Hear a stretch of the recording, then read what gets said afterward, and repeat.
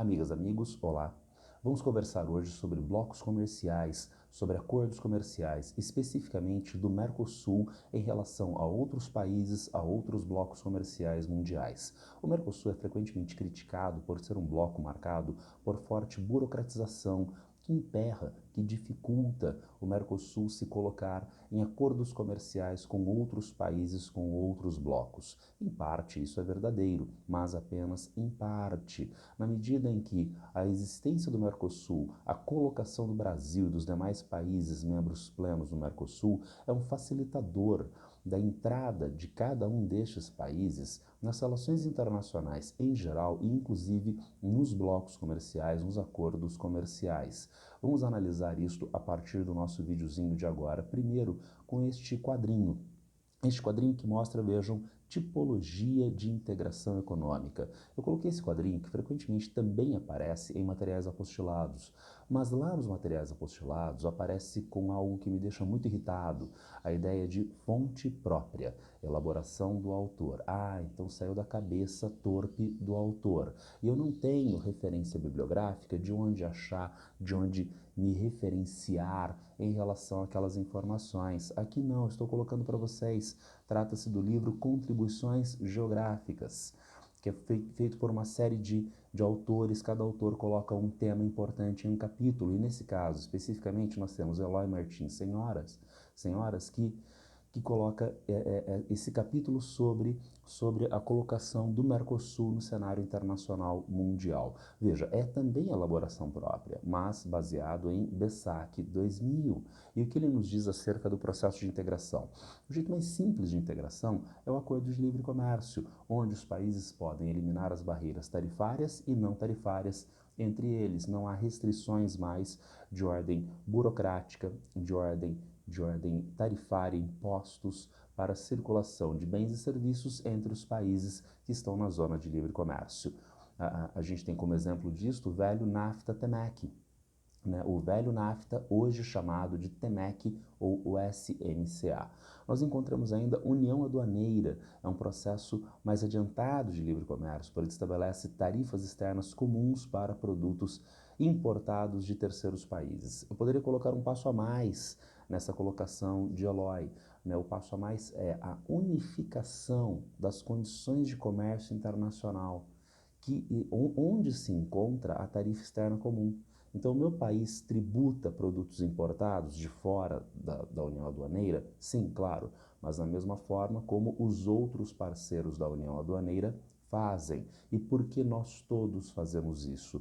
Porque nós fazemos parte de uma União Aduaneira na qual a gestão do comércio internacional é feita em conjunto pelos países da dita União Aduaneira. Isso inclui a chamada tarifa externa comum.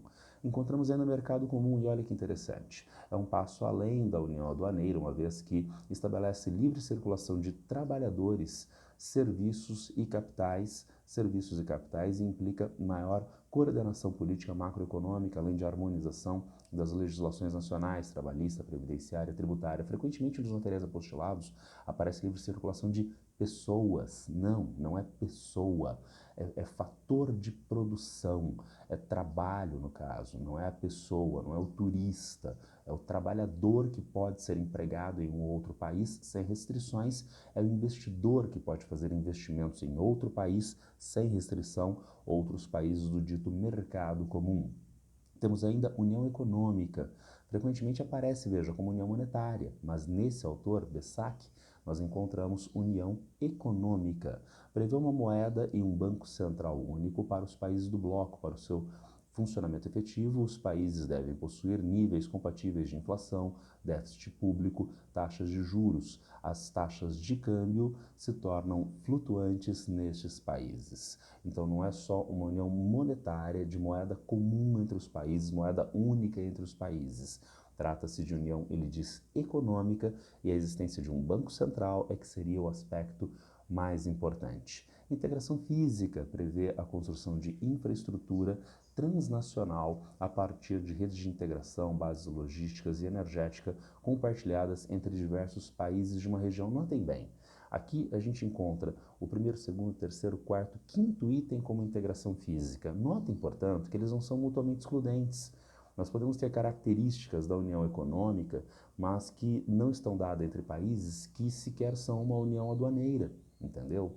Nós temos integração física entre os países do Mercosul, temos, né, mas ele não se trata de uma união econômica, por exemplo. Então, nós podemos ter características de cada um desses tipos de integração presentes de maior ou menor forma, em menor ou maior grau, em blocos comerciais pelo mundo inteiro. A gente deve pensar, então, cada um desses itens não como uma regra, mas como um tipo ideal, como diria Max Weber. Então, a gente tem o tipo ideal de zona de livre comércio, o tipo ideal de união aduaneira, e os blocos se aproximam mais ou menos de cada um desses tipos. E, finalmente, o que ele chama de união política ou confederação é o grau máximo de integração onde os poderes legislativo, executivo e judiciário dos Estados-membros são vinculados ao abrir mão de suas soberanias individuais para dar lugar a uma nova nação soberana que é o somatório das nacionalidades, tudo bem? Bom, temos aí a tipologia dos blocos. Como eu falei para vocês,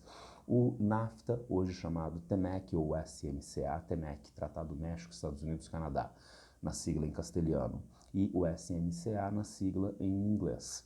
Né? O velho NAFTA, o TEMEC, hoje TEMEC, é uma zona de livre comércio e é a forma de acordo relativamente mais simples que o Mercosul está se colocando, que está colocando com outros parceiros internacionais mundiais, sendo que o Mercosul, vejam, é uma união aduaneira, porque ele tem unificação dos acordos comerciais internacionais mundiais. E é aí que a gente vê aquilo que eu falei na introdução, a ideia de haver uma certa dificuldade, morosidade para estabelecimento de acordos comerciais.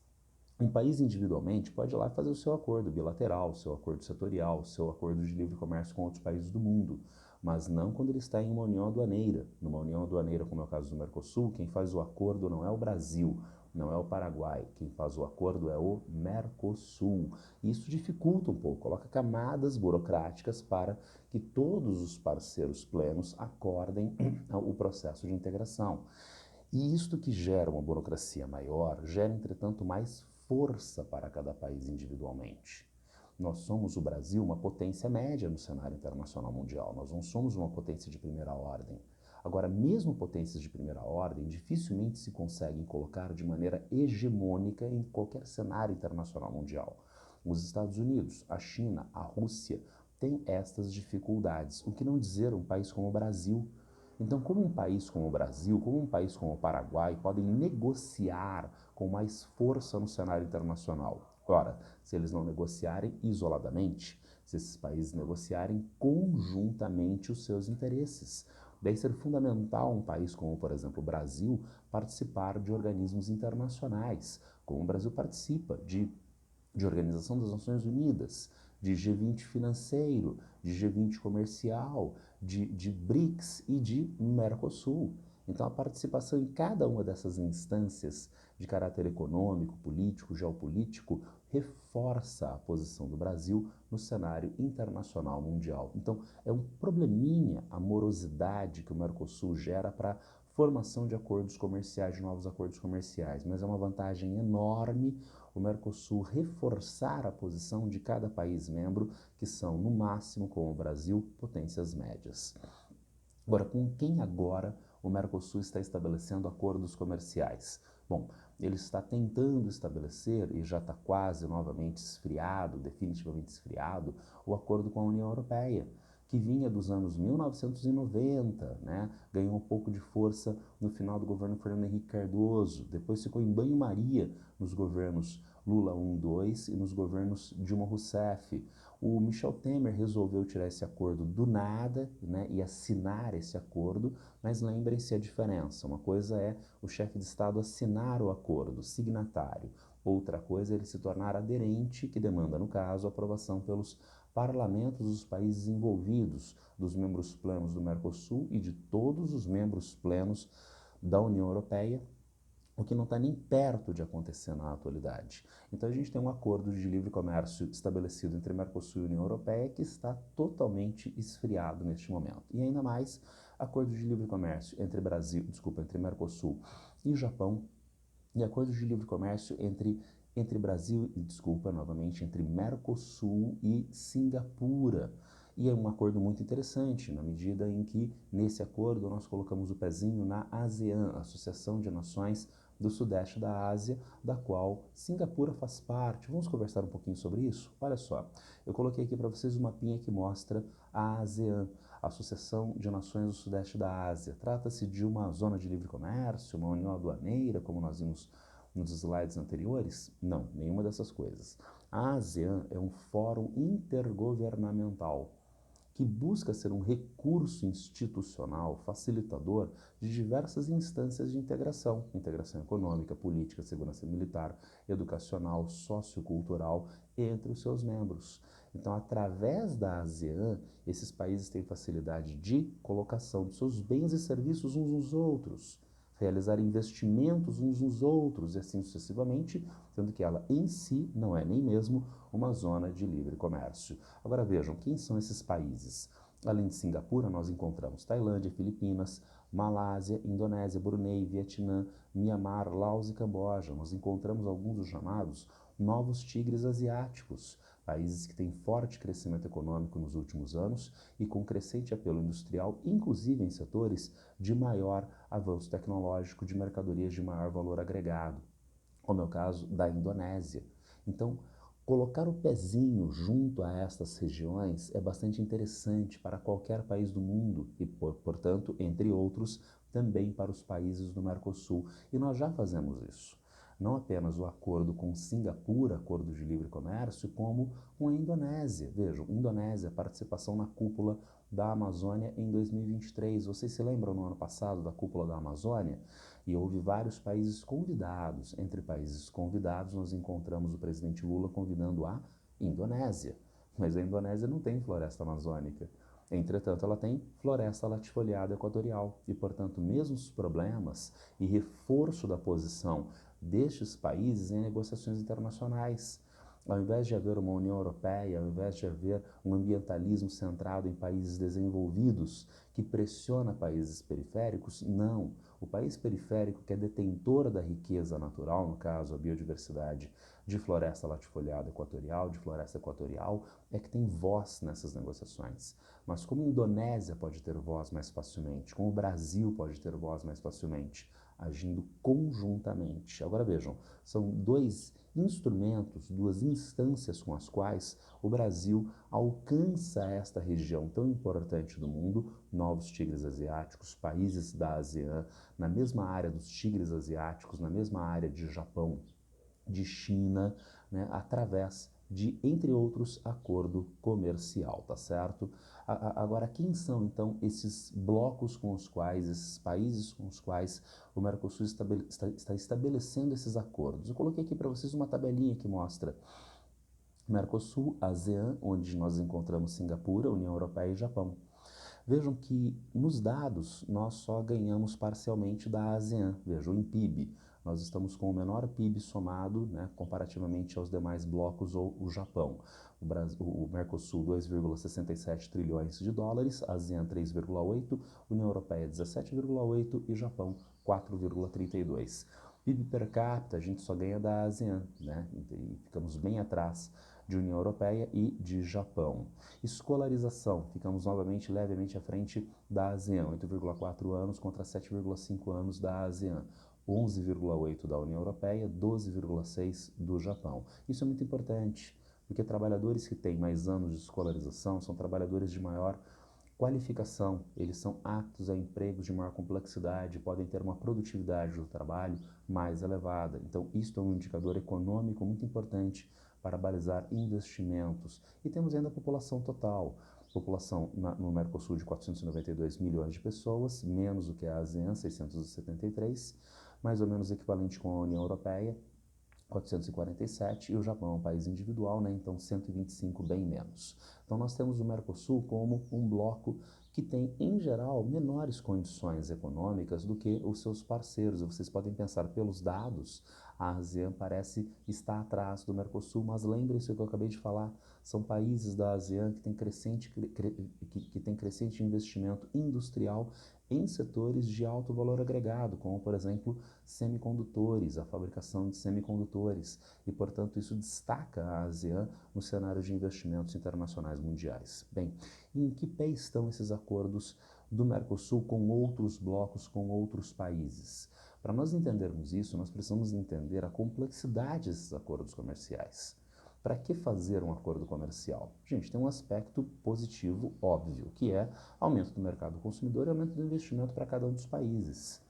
Então, na medida em que o Mercosul realiza um acordo de livre comércio com a ASEAN, com a União Europeia, há facilidade de colocação dos produtos do Mercosul em todos esses outros países, de modo que amplia-se o mercado consumidor. Os investimentos para a economia dos países do Mercosul podem ser oriundos mais facilmente de todos esses outros países, né, de zona de livre comércio, e, portanto, é uma vantagem bastante óbvia. Se é uma vantagem, por que isso não é efetivado rapidamente? Pela complexidade de exposição de setores econômicos de cada país à concorrência com os demais no próprio mercado nacional.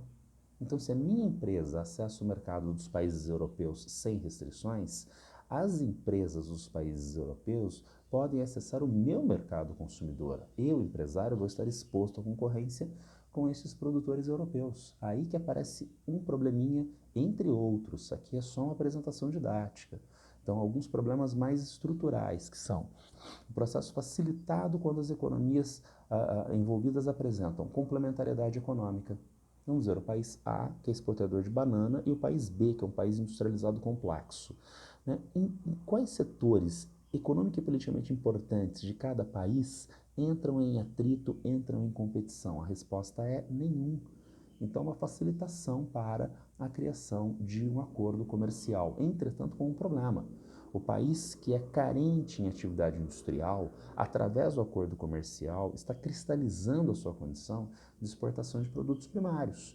Porque na medida em que ele entra numa zona de livre comércio, com países que têm setores industriais altamente produtivos, ele está condenando qualquer possibilidade de crescimento econômico e industrial do seu país ao fracasso. Mas há uma relativa facilitação política e institucional da criação dessa área de integração comercial. Ou quando, vejam vocês, no país A e no país B, nós encontramos setores econômicos de atrito, setores econômicos nos quais há competição, nós precisamos pensar nos fatores de competitividade. Que fatores são estes? Infraestrutura de transporte e comunicação.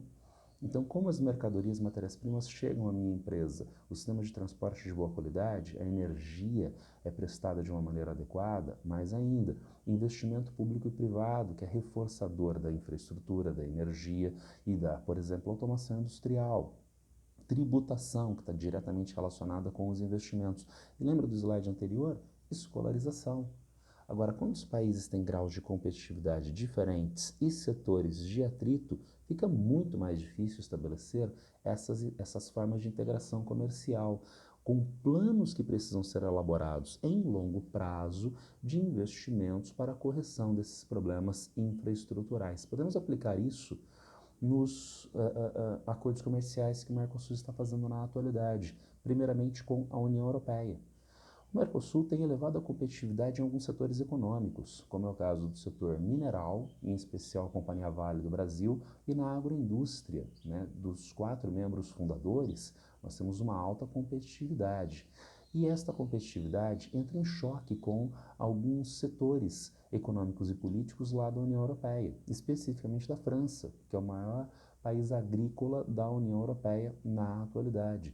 Daí a pressão dos agricultores franceses contra a criação deste acordo comercial. Essa pressão dos agricultores franceses é veiculada pelo presidente francês Macron, que já sinalizou que não vai aderir ao acordo como ele está dado na atualidade. Lembrem-se de uma coisa que é óbvia, mas frequentemente nos escapa. Política externa é feita com um discurso de valor universalista. Todo mundo ouve e adere ao discurso, mas ele tem por trás, ele está embasado em necessidades estratégicas. Claro que o discurso do presidente Macron não é um discurso de os meus agricultores são menos competitivos. Qual é o discurso do presidente Macron? Agrotóxicos, dano ambiental, dano socioambiental.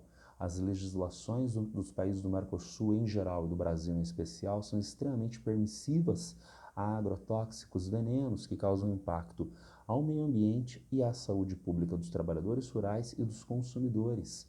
Então, o presidente Macron usa esse discurso de apelo ambiental para sustentar a pressão contra o acordo do Mercosul, que tem condições de competição distintas para os agricultores franceses, com vantagens para os agricultores do Mercosul. Claro, essa pressão de Macron é uma pressão hipócrita, como são hipócritas as relações internacionais. Vejam o nosso gráfico da Fundação Heinrich Böll, que mostra que países como a Ucrânia, a África do Sul e o Brasil são grandes compradores de agrotóxicos de países europeus, 3 países europeus, sendo 2 da própria União Europeia. Então é interessante, né? Eu não faço acordo comercial com você porque você usa agrotóxicos que eu, país europeu, vendo para você. O discurso do Macron é, entretanto, sustentável em qual sentido? Porque esse produto que é produzido no Mercosul vai entrar nos países europeus. E daí acontece o chamado efeito bumerangue nos mesmos gráficos da Fundação Heinrich Böll. Nós encontramos, por exemplo, para o mamão, 95% do mamão que entra nos países europeus está contaminado com agrotóxicos. No caso da manga, 75%, frutas em geral, 75%, frutas exóticas, 16%, vegetais, 16%. Então veja que legal, eu mando o agrotóxico, o país europeu manda o agrotóxico para o país pobre e compro o produto agrícola dele que está contaminado, contaminando a minha própria população. E aqui no Brasil nós não nos damos conta disso usualmente, porque hoje as grandes empresas do agronegócio que trabalham com agrotóxicos têm poder econômico para pressionar politicamente, como acontecia com a velha indústria do tabaco nos anos 1940, 1960, meados do século XX.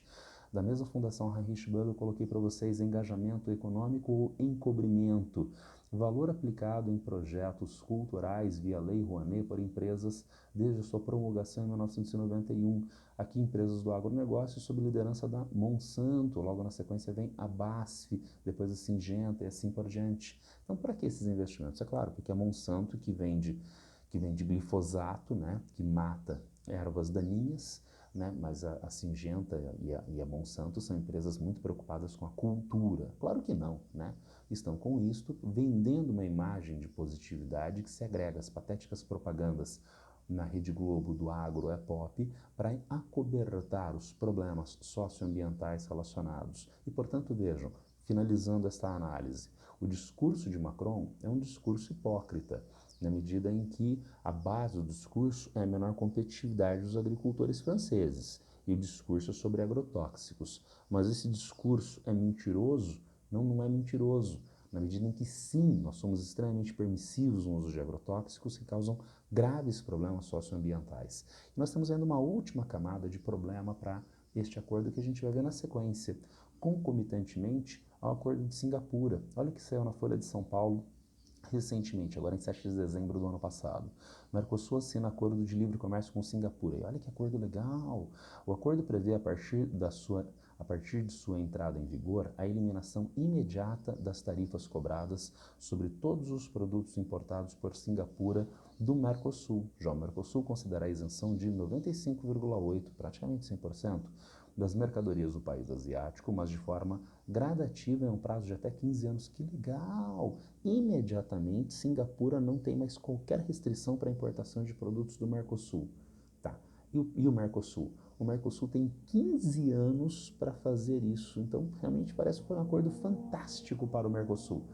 Vamos dar uma olhadinha, gente? O que nós exportamos para Singapura? E vamos lembrar da complementariedade, tá certo?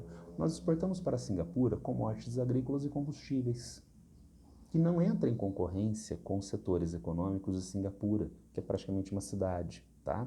Agora, o que a gente compra de Singapura?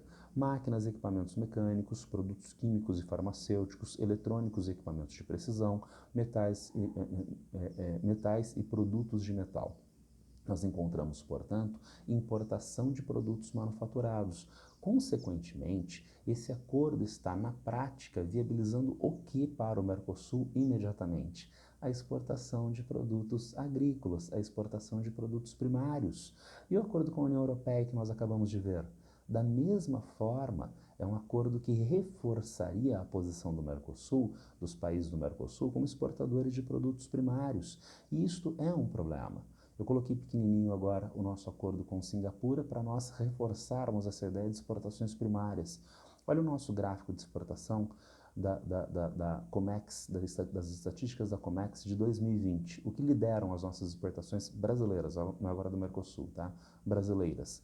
Agricultura e setor mineral. São produtos de alto valor agregado, de alto valor de mercado, de alto valor tecnológico? Não, não são. Mais ainda, reduzido transbordamento. Se você tem uma indústria automobilística, veja, a indústria está produzindo carros, está montando carros, tá? Mas o carro está ser produzido, vai ser vendido, a peça vai quebrar e precisa ter uma indústria de autopeças.